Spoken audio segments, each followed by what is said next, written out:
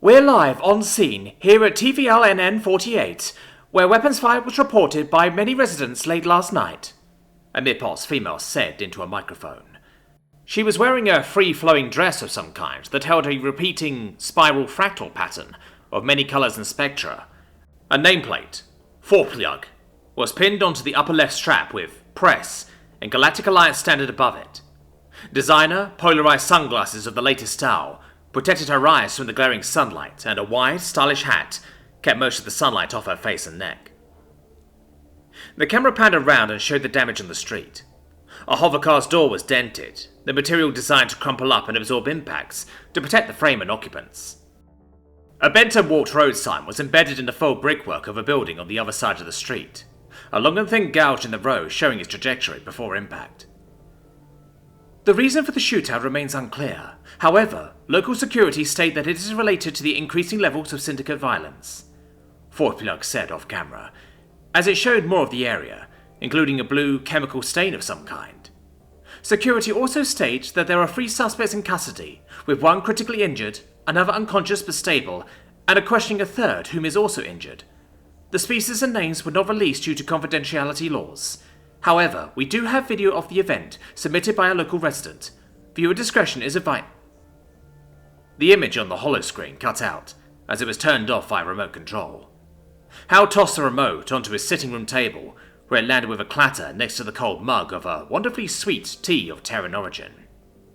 Crossing his arms, his focus momentarily drifting to the worn and frayed Unity knot on his left arm, before shifting as many of his eyes as he could back to his evidence board in intense contemplation.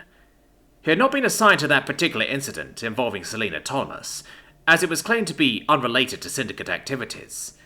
The files and collected testimony were under a high security clearance to those not involved. It was a stone-lipped lie. Trech Flicklid and Suxio Gutru were suspected syndicate contractors, and generally disliked by many hunter guilds across Galactic Alliance space and similar organizations. Their pictures were in a separate location, along with others as well as Selena Thomas's. The Terror remained an enigma, as any non-public information about her, as well as anything received from the nearest Terran Republic embassy, had been scrubbed from the Waplu Security Force database entirely, as well as the few in Faraday cages he had physical access to. Even to simply request data about her required a security clearance above his own. There were very few people in the entirety of the Waplu system that could do such a thing. Someone up on high wanted the Terran to remain anonymous, and he suspected that her many vidmails were being altered or degraded into garbled white noise, yet had no way to prove such a thing. He knew asking about it, even in illicit backchannels, would tip his hand. He had seen the captured footage, as well as the confiscated footage of all security cameras, at least the ones that had the good angles and resolutions. Things such as that tended to get around despite the security clearances needed, and would most likely be on the datanet within the month. He had even managed to narrow down who was capable of doing repairs to such modifications. The Nimian had down to 7 places. 10 if he counted the illegitimate ones, though had yet to contact them. He knew he was going to owe some favours for whatever information he gleaned from those org shops for his off-the-books investigations. Taking a deep drag from the vaporizer in his right hand, he continued to look at the board on the wall, hoping that it would reveal hidden connections. Even though he was a director, and involved in all syndicate raids, the case involving the Terran had been sealed to him. His direct superior had said that his current investigations left him with far too much work and people to manage, citing the many raids he was still set up to do, as well as those that had ended in glaring failure. The information that Waplu had freely given had been fruitful, having shut down a large narcotics production facility and imprisoning many. However, that had been the only bit of good news, as the many locations that had been provided were nothing but empty warehouses and many insidiously laid traps that ended in multiple fatalities. A lot of good men and women were no longer amongst the living, paying the ultimate price for their service. Pushing the fresh thoughts of weapons fire and screams out of his mind, and taking another long drag from the vaporizer, he continued to look at his evidence board. Taking an image and string from the table, he tied a crimson sign bit of common yarn onto a pin already on the board, stretched it out into a space with a single name, and pinned the picture. The picture of Tumbruf Velglomprich, Prime Planetary System Enforcement Director, was linked to a bubble containing the phrase Outer System Pirates, next to the name Alzin Gu Zimian. Standing back from the wall again, taking another deep drag and releasing the citrine-flavoured smoke, he was certain. The pirates out in the Kupia belt held weapons and shielding that was far too powerful to be civilian grade, and printing such equipment was astronomically impractical and time-consuming. Ringelapluch had been implicated in stealing designs, funds and materials some many solar rotations previously, but nothing came from it since the initial investigation had been bungled, and the trial itself had been ruled as a mistrial, and nothing more would ever come from it. It had been the biggest scandal of the decacycle. Straightening up the mess on his coffee table, and downing the cold tea in a few gulps, Hal set to work on something he had precious little time to do when his husband was still there. Bringing out specialized tools from a hiding spot that was in the very top cupboard above the refrigerator, in the very back, with various unused items in front. His much shorter lover would have to get a bigger stepladder to even reach into it. Setting up the loom-like device, Hal began the arduous task of making a new unity knot, so that he could renew his proclamation to the man he had sent away. As he worked, his gaze was split between his loom and the picture of a much younger version of himself and his husband. Hal smiled and began to hum an old song as he worked. The charged and active stolen Terran Gore's pistol remained within easy reach. Machines whirred loudly as garbled voices permeated the room. A distinct, untranslated voice was giving orders above the riot of machinery. Little by little, Selena Thomas regained some semblance of consciousness. However, her senses were awash in white noise and crossed inputs. She tasted sounds, heard reds and oranges, felt the bright illumination, and other synthetical errors. Distantly, as though across a chasm, her true sensory perception and system shone through. The removal of her limb casings screaming warnings of improper procedures, the suction of her eye being pried out, active sensations going dark as cabling was unhooked from internal latches. Her perception faded again, only to return to her moments later, as she found herself being violated in her most precious of places, without her prosthetics to even attempt to defend herself, repeatedly, in an assortment of vile ways. Her limp body simply being used, the horror and panic transcending all else. Even her scrambled senses and white noise from severed, active connections and pinging errors. A grinding, mechanical whine pierced Selena's ears as simulated pain shot into her nervous tissue, jerking awake with garbled feedback from her prosthetics in the pine-scented hospital room. Looking at her shaking hands, a sheen of various hydraulic fluids were all over her fingers, hands and arms. Looking down, she saw that the same hydraulic fluids had poured around her feet and soaked into what remained of her dress and the cushions of her chair. So many microfissure leaks, she dimly thought to herself, looking at the pooled mess on the floor, her mind in an incoherent daze. Repressed memories she did not even know she had from her abduction were being brought forth to the surface, the after-effects of the neural scrambling in conjunction with her damaged and barely functional prosthetics acting as a horrible catalyst. She could still feel them inside. "What else did they take from me?" she whispered, as she slowly moved her hands to her face, smearing her makeup with oil. Her prosthetics were converting their damage into various degrees of pain as a sort of safety limiter to prevent further damage to the devices, just as a real limb would protest against use if the bone was broken. The movements she made were jerky and uncoordinated. That they still functioned at all despite the severe damage was a testament to their design. Holding her face, she sobbed quietly for some time, as she remembered everything from her abduction in clear detail, with true senses. The events of the last few hours, the endless questions from security, and the steady beeping of medical monitoring devices all conspired against the lone Terran.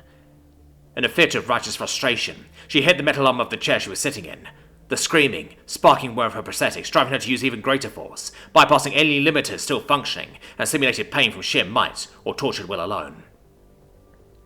Her hand dented the sturdy aluminium armrest of the chair, leaving a perfect indent of her small, clenched fist. With another undignified, furious shout of raw emotion, she repeatedly hit the unyielding metal, completely ignoring any kind of feedback her simulated senses were shouting at her with each successive hit. She stopped after her hand had become little more than a tangled, leaking mass of broken components, wires and metal. The aluminium armrest fared little better, being bashed into uselessness, and the riotous noise never made it past the medical quarantine safeguards. "I'm sorry I couldn't do more," Selena wailed to no one in particular. "I've got you hurt. Rutek is hurt again, worse this time. I could barely save myself. They took whatever they wanted from me last time. Those two Nimians raped me and I let them go. I let them go. Selina began to cry. Powerful, racking, gut-wrenching wails as she clutched the medical blanket that covered her most bestest friend in all of Wapplu to her chest and face with both arms. Her mangled hand being forced into functionality by unrelenting forces of raw emotion. Tears flowing freely down her olive-toned face, mixing with the pneumatic fluids from her hands and ruining her makeup further, leaving huge tracks down her cheeks. Hey, beautiful, come here often? A soft voice from the top of the medical bed asked, as Selina took in a deep, wavering breath of air. Selina tore her head out from the blankets covering her face and looked into Ger's pallid, open eyes. Release spread through her entire being instantaneously, utter shock replacing the previous maelstrom of pain and hurt. Dragging the ruined chair to the side of the bed, her limbs audibly protesting loudly as gears ground and slipped, Selina clutched the taller woman's hand to her chest before speaking. You're awake. Thank God you're awake, Selina said breathlessly, her voice cracking. You almost didn't come back. Your heart stopped. Twice. That's why I feel like used ass of a bad porno, Ger said softly. And it hurts to breathe. What happened to us, girl? As far as I can tell, Selina began, welcoming the distraction, I was stunned by a high-grade neural scrambler. When I came to, I saw you on the floor with your own knife in your belly, and Rutek was trying to be a hero. He guessed his tail had it to him, but by then, Ataka the most augmented being I've ever seen, apart from some Terran military officers. I fight him off, and when I came back to you and Rutek, all I smell is pine, and Rutek is gasping for air trying to stop you from bleeding out while injured and doped up on antitoxin. Fuck, was all Ger said for a time, then looked at Selina and asked, How is he? He'll be fine, Selina said. He's in an induced coma while the doctors detoxify his blood from your pheromones and antitoxin. Actually, that's what's kept him alive, really. Apart from that, quite a few broken and fractured ribs, and he may need his hand replaced. As for you, you've got some fractured ribs yourself, which the doctors made worse when they resuscitated you. That knife severed the primary aortic xylem to your liver. That explains everything then, Gerd said quietly, trying not to breathe too much. What about you? You sound like a cement mixer. It's not like you to ignore yourself like this. Nerve shock, Selina said simply. Nerve shock-induced synesthesia, to be more precise. I was so worried about you, so I didn't notice anything wrong with me. The surgeons patched you up quickly, but they weren't sure if you'd wake up after all that happened, so I stayed in your room. I didn't notice how badly I needed repairs. Gerd smiled. You didn't have to do that, but thank you. What happened to your chair? Selina sighed and visibly deflated, gathering her thoughts on how best to explain it. For her part, Gerd was silent, letting her friend compose herself. Prolonged use of neural scramblers do different things to different people and species, Selina said softly. I was subjected to such a thing when I was abducted on the ring and taken apart, so much so that it no longer affected me in the usual way, and left me with severe nerve shock. While I was asleep, I had a nightmare that I was back in the ring again, being disassembled. And it wasn't a nightmare. I was remembering what they did to me. They used me. They raped me again and again while they printed tools to take me apart, and I just let them go when I saw them again in that computer shop. Come here, Selina, Gerd said. Get off that shitty chair and come here. Once more, Selina's limbs audibly protested, as Gerd ignored her own pain and helped her friend into the medical bed with her. Both straining, they managed to get into comfortable positions with Selina's head on Gerd's shoulder. We're safe here, okay? Gerd said softly, as final adjustments to the medical blanket were made. Nothing's going to happen. Just rest, okay? I'll have a trusted friend to get you what you need. With a nod, Selina fell into an uneasy, exhausted slumber against her friend. As Gerd looked at her friend, thinking about everything the small Terran had gone through in such a short amount of time. Gerd said nothing about the sharp, jagged bit of metal, within easy reach of either of them. Sploosh! My turn! My turn! The child exclaimed, looking up at the giant Nimian known as Grimdal. The girl Mipops was wearing a one-piece swimsuit and was hopping up and down rapidly in unrestrained excitement. Grimdal loomed over the kid, looking at her through the opaque and waterproof smart glasses he had over his eyes. What's the passphrase? He asked with an equally excited smile. Please, the little girl exclaimed loudly. Correct. Now make yourself all small like before, okay? The big man said as he crouched low, angling all of his arms in preparation. The little girl curled in, holding herself tightly to make herself as small and compact as possible. With a mighty heave and a short grunt of effort, he sent the small child flying high into the air. Eee! Sploosh! I think you sent her further than her sister that time, Riek said to his bodyguard from under the shade of an umbrella. Don't encourage him, Naomi said, exasperated, looking at the man getting ready to launch her daughter's Yomdera friend and classmate. It's just like throwing kettlebells, just more fun, Grindel said to them with a wide smile. Whee! Splush! Are you sure this is safe? What if he misses and overshoots the water? A grey Yomdera man asked. I'm not that strong, Grindel said. That's in the realm of Terran Olympians or the Orc-molded. Whee! Splush! I'm holding you responsible should anything happen. Fair, but look at how much fun we're all having. The older Yomdera remained silent. Steering the conversation away from the implied unpleasantness of accidentally hurt children, Riek spoke to his daughter. I must confess that I may have been off the mark with your husband, Naomi, taking a sip from a fruity drink he had made himself, using a black spindle. Whee! Splush! I enjoy flattery as much as the next person, but it feels quite hollow coming from you, father, Naomi said flatly. It's no flattery, the older man said.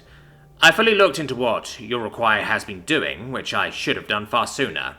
Being requested to do the opening act for an A-list singer, that's an accomplishment. Tekranagion, Naomi replied. That's who his band is playing for. Ghastly names, Riek said. The lot of them, gallows rhythm. I can't wrap my eyes around it. It's not for everyone, and it only got popular fairly recently, the Yomdera added. Whee! Splush! For good reason, Riek stated. It should have stayed on the fringes of civilized society. Gallows rhythm is pretty good, the old Yomdera said. When you can actually hear what they're saying, that is.